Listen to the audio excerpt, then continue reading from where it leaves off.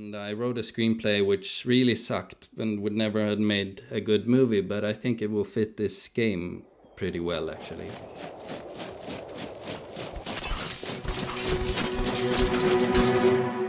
Hi everyone, my name is Jake.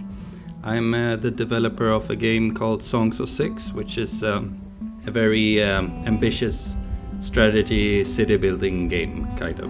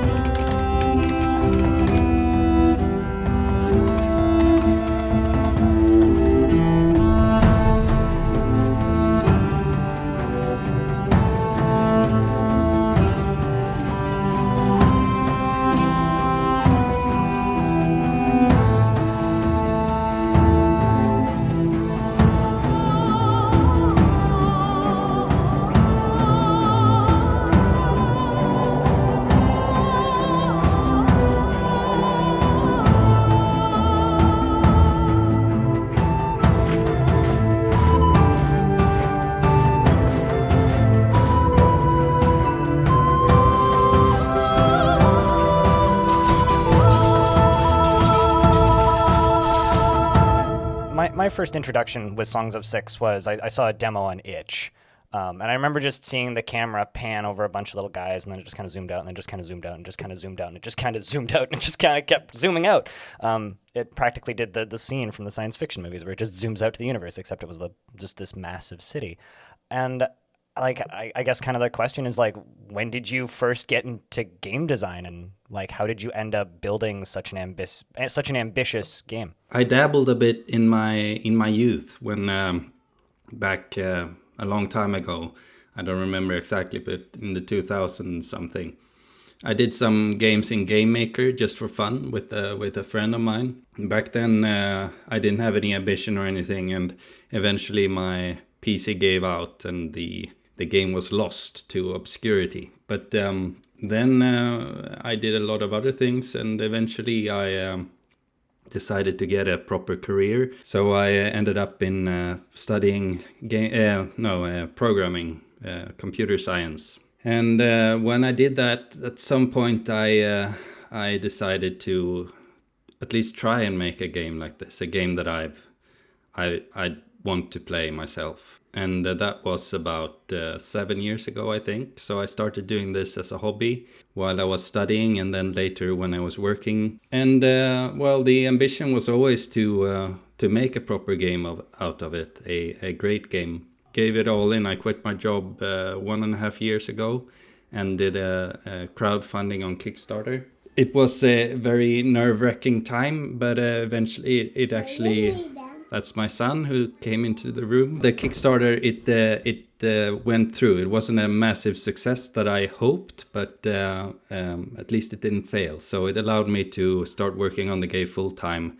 And a few months later, I released on Steam, and everything has gone very well since then. So I wouldn't say I'm a game designer, a professional game designer. I'm just a guy who might be suffering a little bit from hubris and decided to make a game. And that's what I do.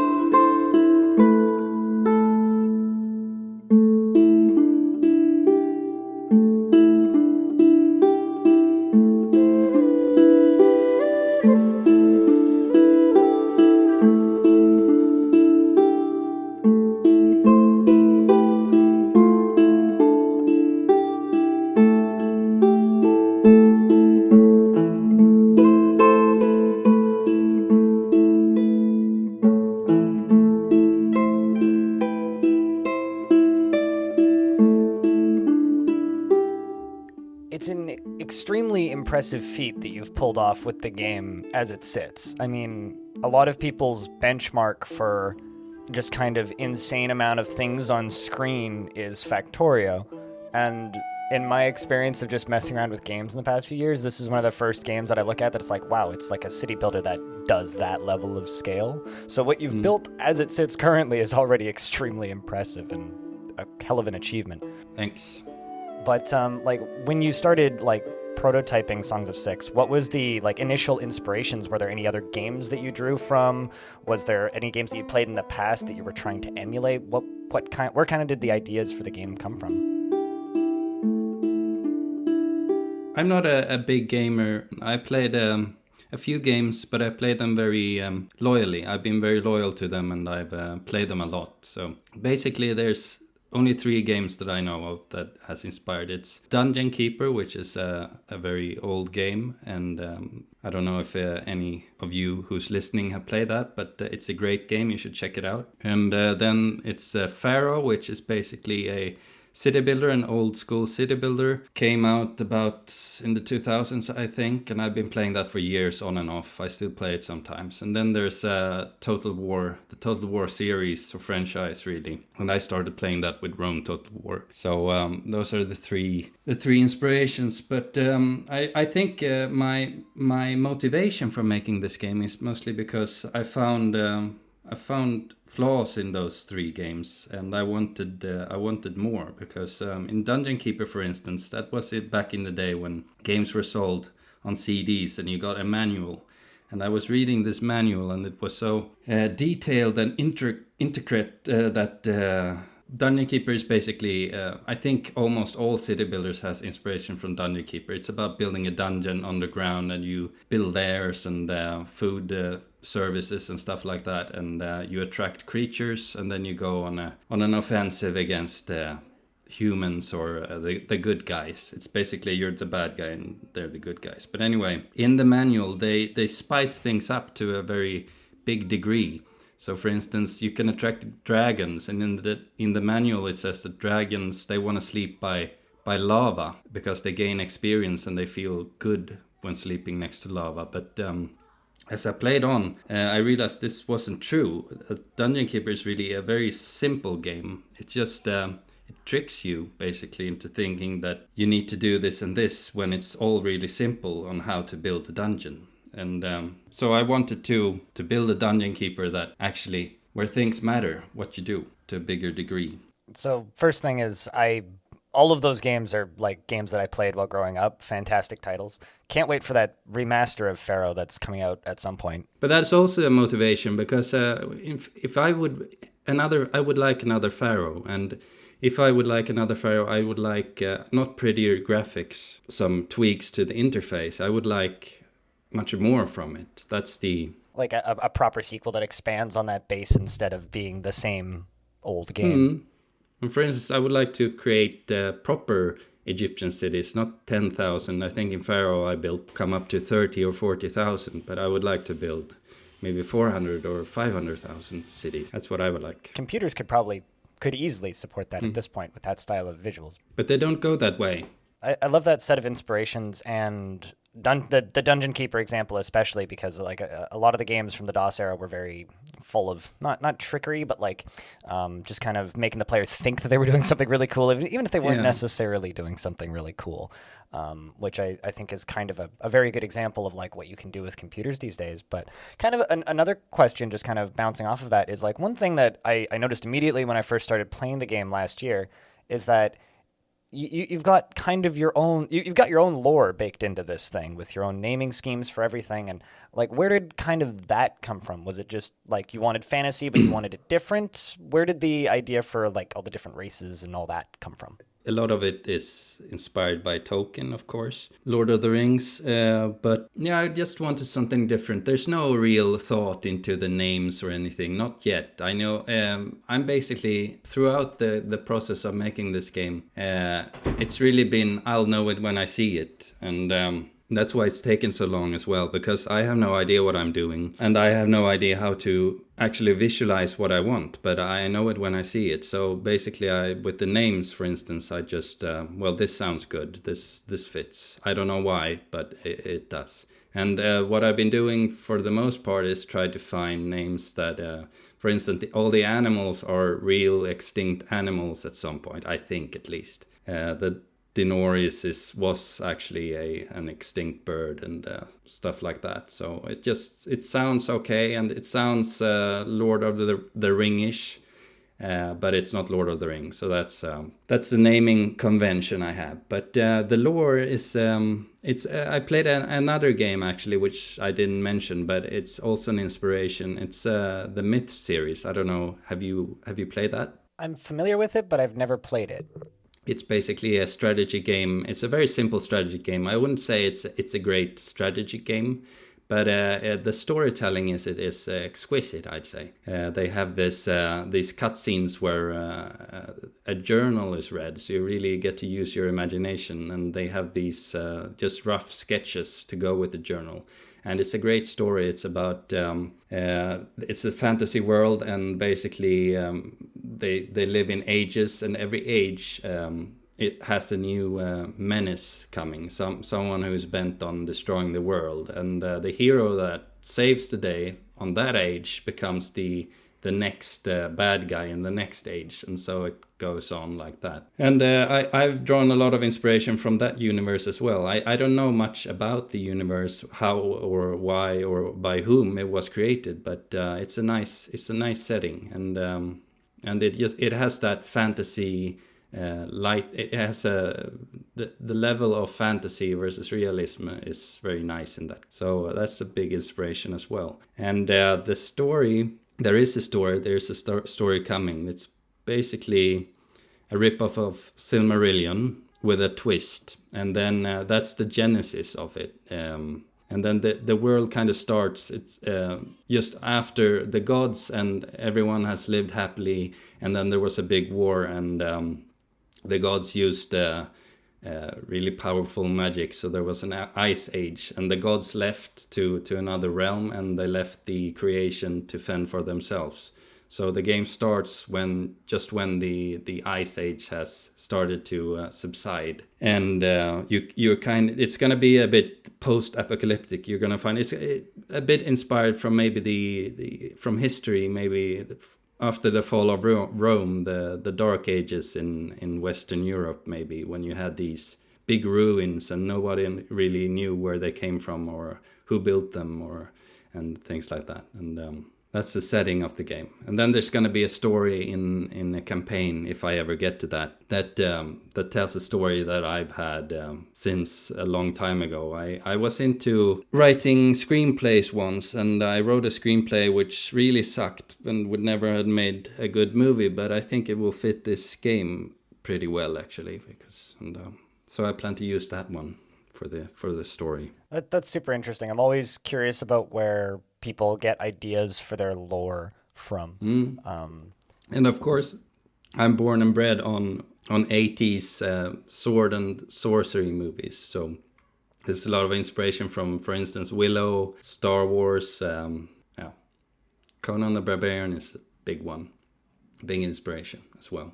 When looking at Songs of Syx, just as you're playing it, one thing that I see a lot of people talking about is the amount of stuff in it feels kind of overwhelming.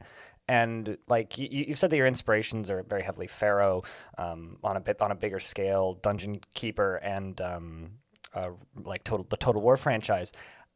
Do you have like any way of balancing that scale without overwhelming the player immediately? Or are you just kind of like flying by the seat of your pants at this point to like just kind of hoping people will figure it out? So that's mainly stage 2. I'm not really there yet, but of course I'm gonna have a proper tutorial. It's no secret that the current tutorial sucks, and it's very hard to get into the game. I've tried just recently. I did some tinkering, and now many things are locked behind research. So you have this natural progression that you basically just need to feed the people first, and then you slowly advance. And it's not very liked with veteran players, but I think it helps new players a bit.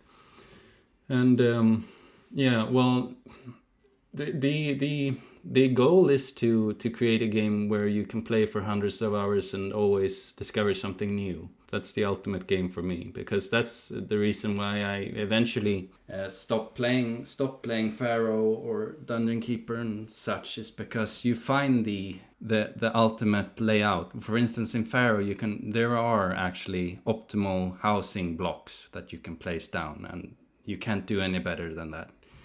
And once you figure those out, kind of takes away the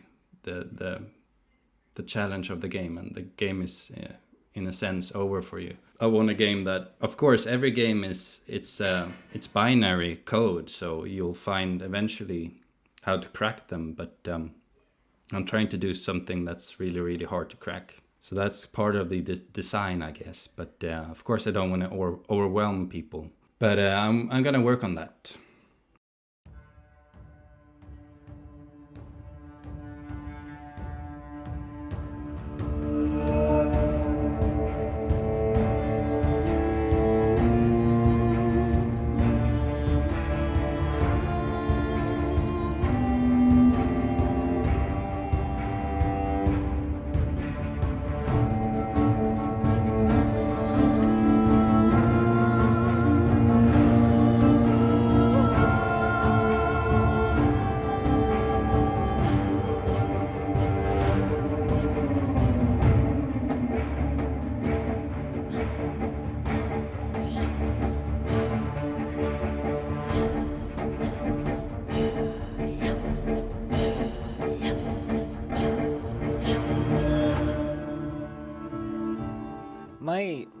My main feeling when playing the games, I feel like the game kind of plays at a pace where it starts small and it builds up at a like nice enough progression that it's not too hard for the player to keep track of things. But I've definitely had a few people just take one look at for example, the next thing I'm going to ask you about, which is the UI. And just be like, man, there's just kind of stuff everywhere, because I think it's really interesting talking to you and you saying that you don't have a huge amount of experience with games outside of like your select few and the game that you're building now. So I'm kind of curious now, I guess, unless there's something else you wanted to say, like what basis did you start building the UI on to be a coherent layout? For example, it took me about 6 hours to find the research screen. Yeah, that's true. I've been in a bubble here for living on nostalgia while making this game, and I have no idea really how contemporary games do it. But of course, the UI it's not fun. I don't enjoy the process. It's extremely difficult to find a solution. And if I could copy something, I would.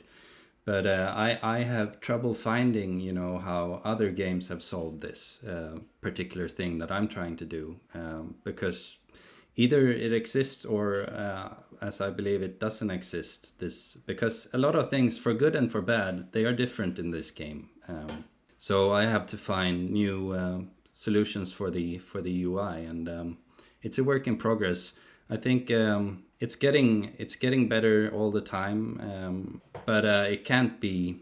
I mean, whenever I'm exposed to a new UI, I get frustrated and irritated, and I think it's the worst UI I've ever come across. And keyboards have been broken, but like Photoshop, for instance, or if you're new to Photoshop, I used to do Photoshop 10 years ago, and I enjoy that. And then I tried Photoshop now, and I hate it. But I'm sure if I would persist, I would realize that, okay, it has to be this way. And actually, it's kind of good. I can figure out a different way of doing this.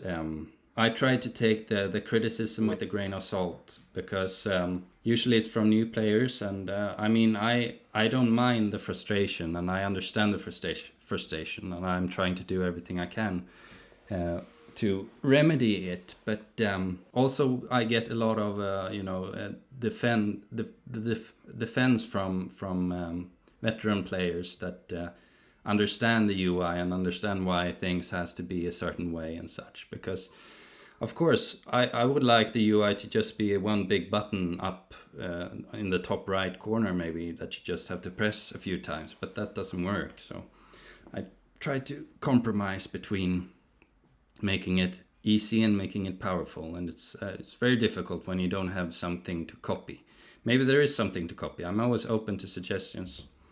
I think that the search function that you added for building is maybe the greatest feature you've added to the UI since I've started playing. That's funny you should say that, because that's actually because I do admit I'm in a sort of bubble. I live in early 2000s still. And I actually read somewhere that the youths today, they don't understand when they study computer science and such, they don't understand folders and organizing stuff in folders and stuff. They just use the search functions. So that was kind of put in on a whim from me as an old man reading what the kids today, how they use computers. So well, that's fun that you should mention that, because I would never use it. But and I haven't heard much about it since I put it in. But I'm glad you use it. I don't think I've used anything but that since I found it.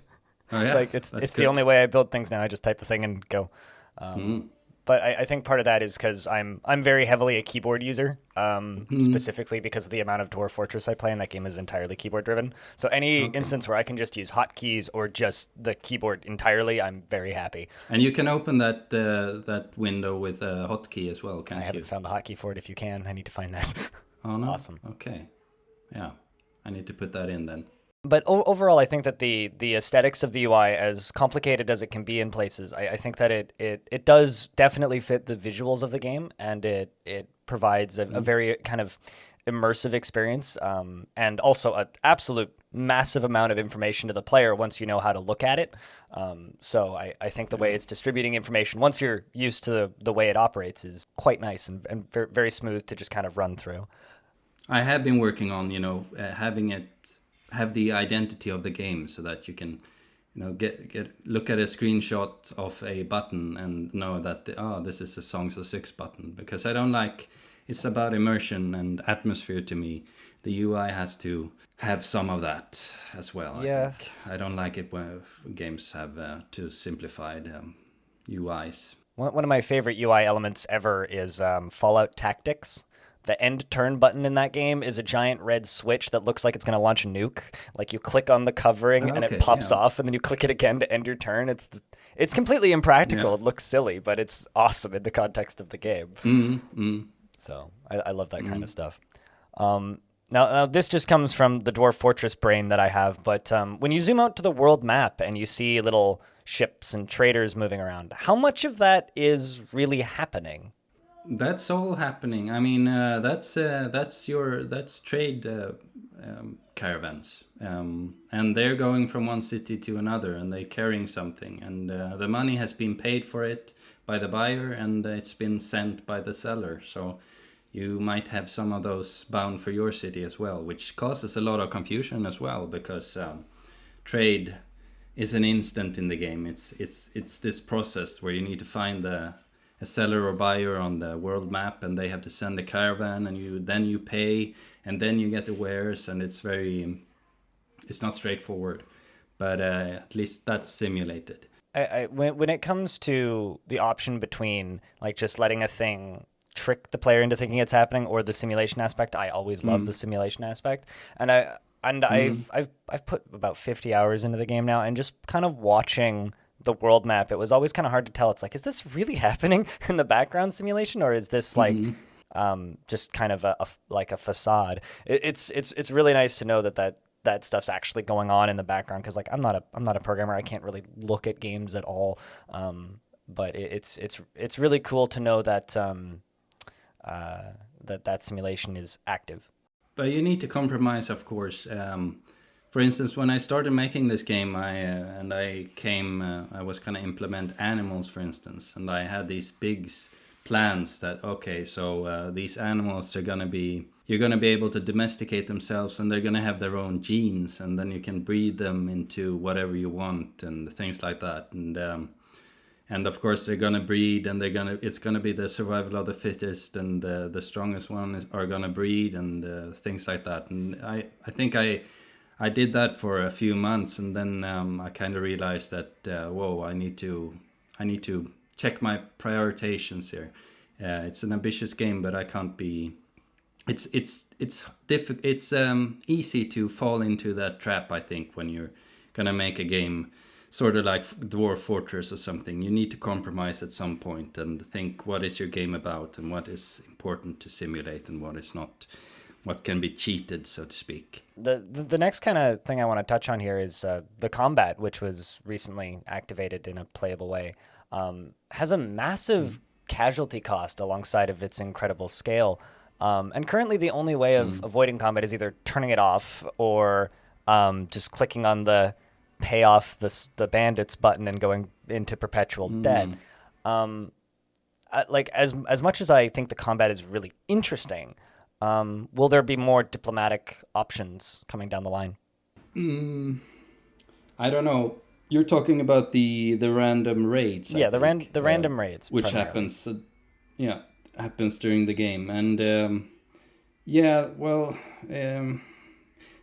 everything is subject to change, and I'm working on the combat system right now, but the raids are really have really been difficult to get right because they're random and they depend on certain things, and to get the right amount of them. Yeah, you can pay them off, or you can actually now I think you can, if you defeat them, they will become much more rare. So the more you defeat them, the more rare they'll become, but they'll become stronger instead. So, but the casualty count, I think that's a bit off. You know, I've had basically the same code there in 1.5 years time. So it has definitely been broken somewhere, and I've always had the idea that big battles shouldn't be. I mean, if you lose, you lose, but if you win, you shouldn't feel it. It shouldn't be pyrrhic victory, so to speak. It should be as in the. I'm a big fan of some historic battles, like a lot of. I'm a big fan of the Roman era, and in the Roman era, if you lost 7% of your army, it was considered a catastrophe. So I want that implemented in the game as well. I want the battles to be decisive, and if you lose big, and if you win big. So that's going to be changed so that morale plays a bigger role. So you're not going to have the same casualties if you win. So Awesome. Yeah, I like the combat currently, but it certainly feels like it's something that is actively being worked on, and I'm curious to see where it goes over the next few updates and years. Um, the next kind of subject I have here is because of your freeform building system where you can just place walls. Songs of Syx allows for some incredibly interesting, intricate city builds and layouts. Do you have any like ways that you want to encourage players to be more creative instead of just like simply making square, square, square, square, square, square, square, square, square?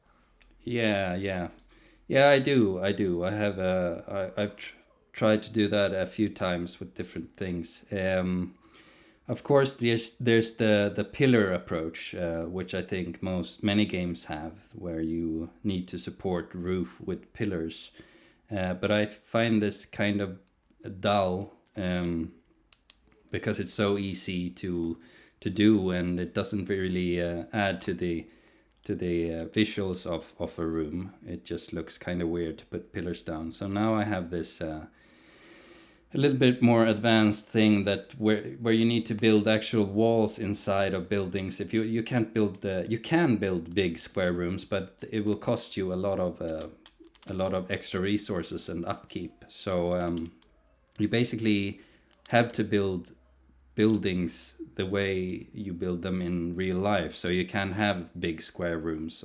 Well, you can obviously, but it will be very expensive. So you need to build L's or intricate inner walls inside the buildings and so forth. And of course, not everyone likes this. Some like to be able to build square rooms, but they still can. But I think it looks so much better if the city kind of sprawls dynamically or organically. And I have other ideas about how to enforce something like this. Not enforce is a bad word, but encourage. There might be in the future, for instance, marches or something, some ground type which is not suitable to build on, or can be built on, but requires a lot more resources. So that you kind of get these organic shaped cities. Yeah, and also I'm trying to, it's a balance thing. It's quite easy to jumpstart the game. It has been, at least. So you can, for instance, just plan out everything in the largest scale possible, and then and then start building it, and you will get away with that. But now I'm trying to more and more force players into into all the stages of the game which I have planned. Like, you're first supposed to build a little village, and then with a lot of farms, and then you kind of build add-ons to that village until you reach a city. That's the journey I want the players to take, and I'm working on enforcing that too. Well, not enforcing, but encouraging at least. Yeah. So that's what I have. So something that has been brought up a number of times that I've seen while researching the game is because you have a selection of different races that the player can choose from, the game almost incidentally simulates racial separation to a degree. And I'm curious, is this a part of the game's design, or is that just kind of an accidental outcome of having so many different races in the game? No, I'm still waiting on some backlash from that. I mean, it's a horrible game in a big sense. You can enslave entire races, or have them fight in the arena, or eat them.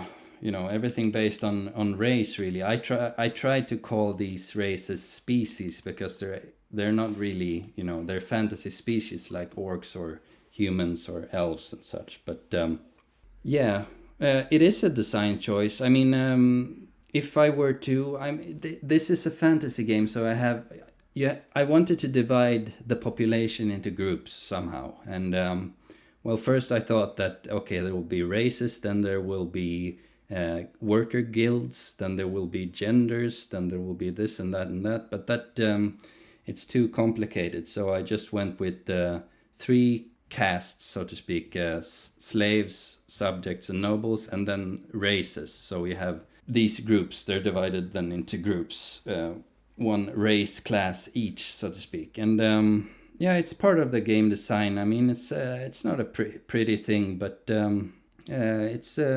it is what it is.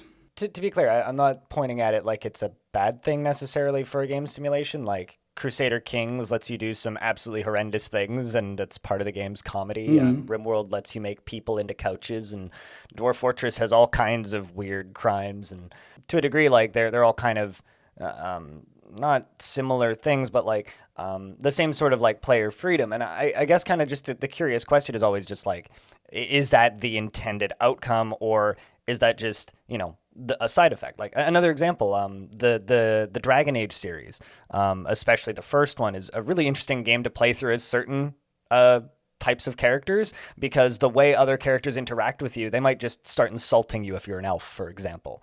And things like that in fantasy games and fantasy tropes are a really interesting kind of way to, I guess, like re-examine ourselves. So when handled correctly, it can be a very interesting thing. So stuff like that just kind of gets me curious. But yeah, well, of course, it's always in the back of my mind. I mean, I think it makes for good gameplay, but I also kind of hoping for it to provoke, to create a provocation, or get a response and get some publicity for it too.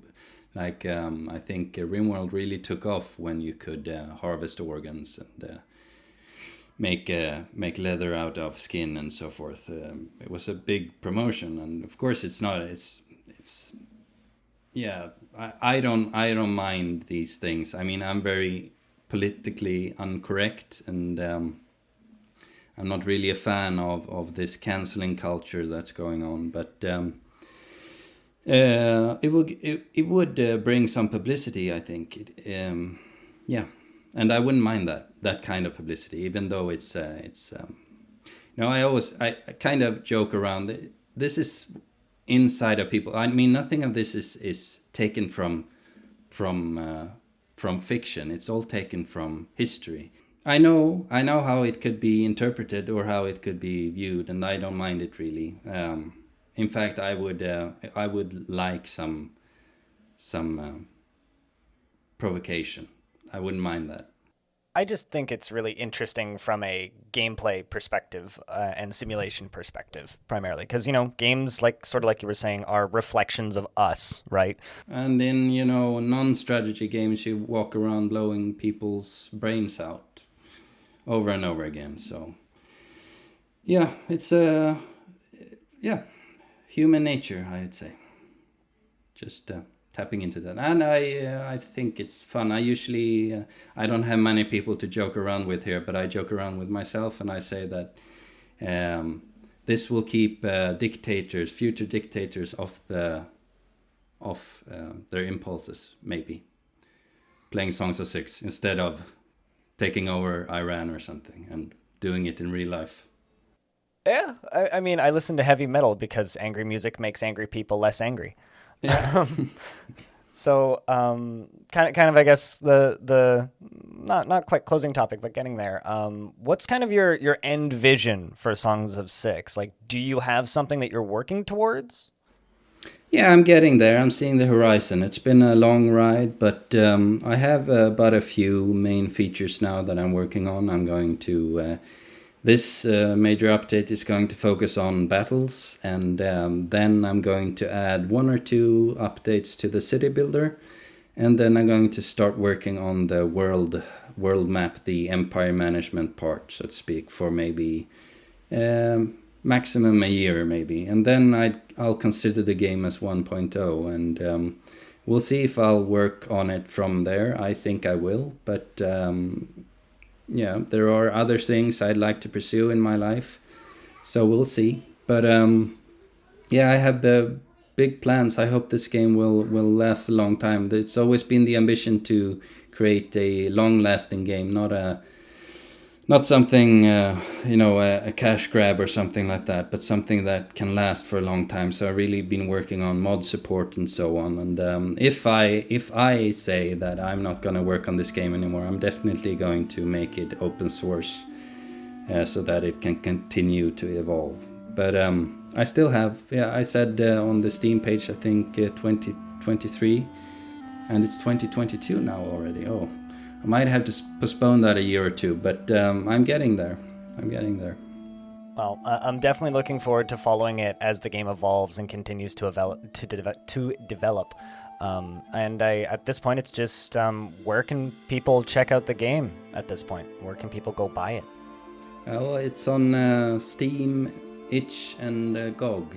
And of course, there's a webpage as well. And there's a free demo for everyone. It's the full game a few updates ago. That's how I do it. And if you like that, you're gonna enjoy the real thing even more. So, and it's unlimited and everything. So, yeah, I advise that to do that. Yeah, I think that the demo is actually kind of amazingly generous. I've seen a lot of people put a lot of time into the demo and just be like, yeah, I'm gonna pick that up as soon as it goes on sale or as soon as there's an opportunity. Well, thank you very much for taking the time to join me, taking 40 minutes out of your day to sit down and talk with me. I hope that everybody watching this enjoyed it, and that's pretty much it.